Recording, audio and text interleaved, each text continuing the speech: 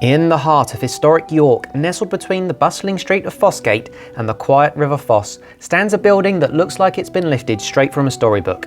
With its pale yellow walls, black timbers and colossal chimneys, it's the very picture of merry old England. This is the Merchant Adventurers Hall, one of the finest medieval guild halls in Britain. But don't let the charming exterior fool you. While you might see a beautiful medieval hall, the real story of this building is one of ambition, power, and the near total control of a city. This isn't just a relic of medieval York, it's a monument to a force that shaped the city's destiny for centuries. To really get this building, you can't just look at it, you have to understand why it was built. Construction began in 1357, a time when York was reeling from the devastation of the Black Death. It wasn't commissioned by merchants, but actually by a religious fraternity, a pious group of men and women who banded together for mutual support in a world rocked by uncertainty.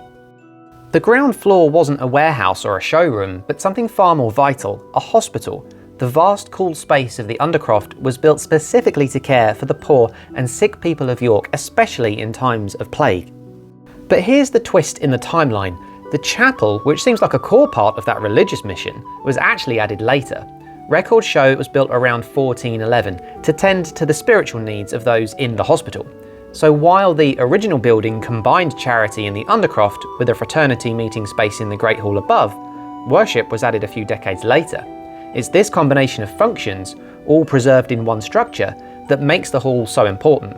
But while its foundations were laid in faith, its future was about to be forged in commerce. The soul of this building was about to change. Before we get to the pivot, we have to talk about the structure itself. How did they even build this thing? This hall represents the high point of 14th century craftsmanship, and to this day, it is the largest timber frame building in the United Kingdom still standing and used for its original purpose. The scale of the project was just immense. Records show that huge numbers of massive oak trees were felled in the nearby forests to create this incredible timber frame.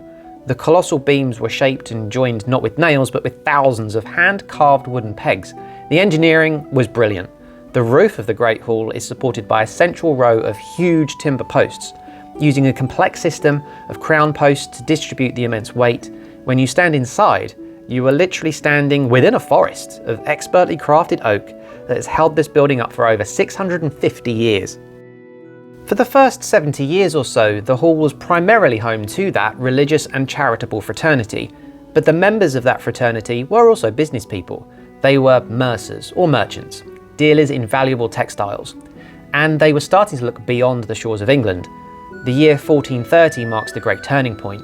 In that year, King Henry VI granted the organisation a royal charter, officially renaming it the Mystery of Mercers, or in other words, the Ministry of Merchants. The transition was then complete. The religious fraternity had officially become a powerful commercial guild. Now, the name Merchant Adventurers might sound a bit like pirates, but the truth is a little more corporate. They were, in essence, medieval venture capitalists. They risked, or adventured, their own capital to fund dangerous trading expeditions abroad, primarily dealing in the incredible lucrative wool and cloth trade. And with their royal charter came incredible power. The Great Hall, once a space for religious gatherings, became the boardroom for one of the most powerful economic forces in the north. The guild took control over York's commercial life. Records show that any trader who wanted to import goods into the city was required to join. They trained apprentices, they gave loans, they checked all weights and measures, and they settled disputes between traders. Their influence spread across the globe. The guild traded throughout Europe, tapping into markets connected to the fabled Silk Road and importing exotic spices and goods into England from the Far East as early as the 1400s. The very fabric of the building began to reflect this new wealth. Additions were made, like the antechambers and the governor's parlour, to handle the guild's growing administration.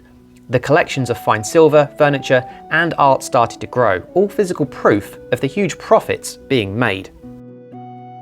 But the guild's greatest test came during the 16th century. The religious upheaval that swept through England under the Tudors was a very dangerous time for an organisation with such deep Catholic roots. To survive, the guild had to make a choice. They began to deliberately downplay their religious side, focusing instead on their commercial power to stay in the crown's good graces.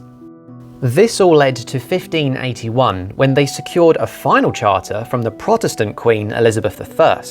The charter cost them a staggering amount of money, but it secured their future and gave them their final official name, the Company of Merchant Adventurers of the City of York. It was a masterclass in political survival, navigating the treacherous waters of the Reformation to emerge even stronger. And this power lasted for centuries. The company remained a dominant force in York's business and social life well into the 19th century. Yet remarkably, the story doesn't end there. As the Industrial Revolution shifted trade to railways and larger ports, the guild's influence faded and it nearly died out. But it was saved in the early 1900s by York's great chocolate-making families, the Rowntrees and the Terrys, who became members and helped preserve the magnificent hall for the nation. The Hall is more than just proper York history, it's a profound link to the people who risked everything, who built an empire of trade from within these walls, and whose legacy continues to shape the city to this day.